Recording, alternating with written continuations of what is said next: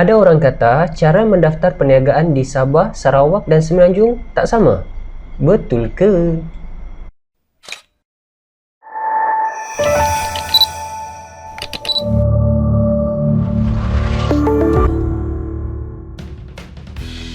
Tengok video ni, tak rugi pun. Assalamualaikum dan salam sejahtera. Welcome back to our channel.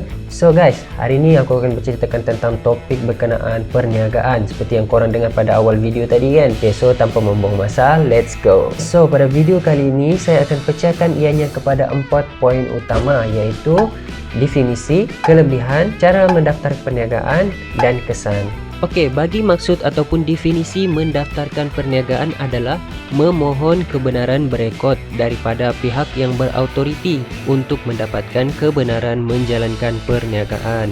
Manakala definisi perniagaan pula meliputi tiap-tiap bentuk trade, perdagangan, pertukangan, pekerjaan, profesion ataupun aktiviti-aktiviti lain yang dijalankan bagi maksud-maksud mendapatkan keuntungan. Jadi, secara umumnya, siapa-siapa yang berniaga, mereka memang diwajibkan untuk mendaftarkan perniagaan mereka. Okey, so biasanya dekat setiap negeri ataupun di setiap daerah, setiap lokasi berbeza cara untuk mendaftarkan perniagaan. Contoh macam dekat Sabah, Sarawak dengan Semenanjung Malaysia. Okey, kita proceed untuk poin kedua, iaitu kelebihan. Okey, kelebihan yang pertama, bila kita mendaftar perniagaan, of course lah kita akan dapat lesen berniaga.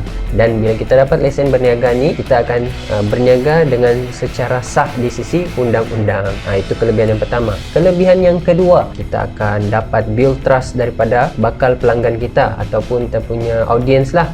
Build trust, bina kepercayaan orang kepada kita punya perniagaan, kepada kita punya bisnes. And then yang ketiga ni saya rasa sangat-sangat penting dan sangat-sangat best. Sebab apa? Kita akan dapat duit. Duit daripada mana? Bila kita mendaftar perniagaan ataupun kita berbisnes, bila kita ada lesen berniaga ni, kita akan lebih mudah untuk dapatkan bantuan geran daripada kerajaan.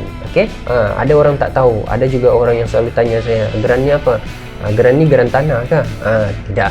Geran ni adalah bantuan kerajaan dari segi modal lah. Biasa orang bagi modal berbentuk wang tunai, bukan orang bagi ya, kerajaan bagi. Biasanya kerajaan bagi berbentuk wang tunai. Ada juga yang dia berikan sumbangan dari segi bahan mentah, ada juga yang dia berikan bantuan dari segi aset ataupun mesin-mesin, bergantung kepada jenis-jenis geran yang diberi. Yang paling penting ataupun yang paling best, bila kita dapat geran ni, dia tidak perlu bayar semula ataupun kita tidak perlu bayar balik lah. So dia berbeza dengan pinjaman. Pinjaman ni kita kena bayar balik. Okey, so maksud dah tahu, kelebihan pun dah tahu. So bagaimana pula nak mendaftarkan perniagaan?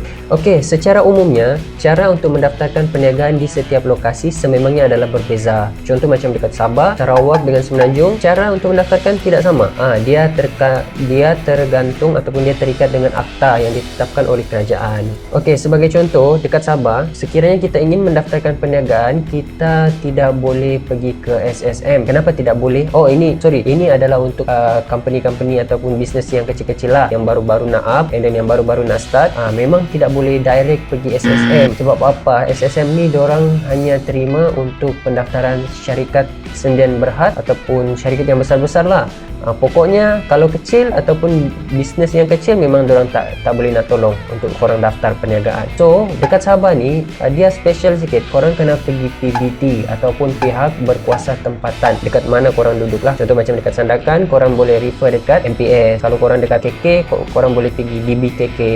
Kalau dekat Tawau, MPT, Majlis Perbandaran Tawau. Itu adalah cara untuk mendaftar perniagaan dekat Sabah. Okey, kalau dekat Sarawak pula, yang ni saya tidak berapa pasti dekat Sarawak, tapi seperti yang saya tahulah setakat ni, kenalan-kenalan saya yang dekat Sarawak, diorang kata kalau cara untuk mendaftarkan perniagaan di Sarawak ni, dia lebih kurang sama macam Sabah lah. Dia terikat dengan pihak berkuasa tempatan. Kalau dia contoh macam dia dekat Kuching, dia kena pergi pihak berkuasa dekat Kuching lah. Okey, berbeza dengan di Semenanjung. Sekiranya korang ada perniagaan atau ingin mendaftarkan perniagaan di Semenanjung, Malaysia, korang hanya hanya perlu pergi SSM sahaja. Korang ada idea, korang ada bisnes yang ingin korang jalankan, just pergi SSM, ataupun sekarang ni dah mudah, korang boleh tengok dekat portal SSM itu sendiri dan korang boleh daftar secara direct, tidak ada halangan, tidak ada apa semua. Memang sangat-sangat mudah.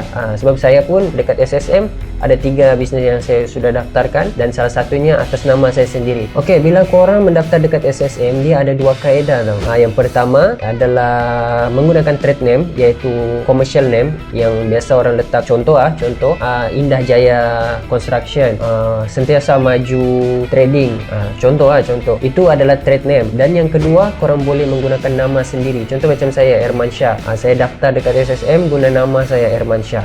Boleh. Okey, so itu adalah 3 poin dan ada lagi satu, iaitu poin yang keempat, iaitu kesan. Kesan bila kita tidak mendaftar perniagaan. Okey, so bila kita tidak mendaftarkan perniagaan dan kita menjalankan perniagaan, kita boleh dikenakan tindakan ataupun didenda tidak melebihi RM50,000 atau dipenjara tidak lebih 2 tahun atau kedua-duanya sekali. Disclaimer, tidak semua apa yang saya katakan dalam video pada kali ini adalah tepat ataupun betul. So, apa-apa yang korang rasa Mamat ni cakap tak betul lah, ataupun poin dia ni kurang tepat, nanti korang boleh letak komen dekat ruangan komen lah. Korang boleh komen and then bagi tahu apa yang sebenarnya. Tapi mostly apa yang saya katakan dalam video kali ini adalah based on saya punya pengalaman sendiri.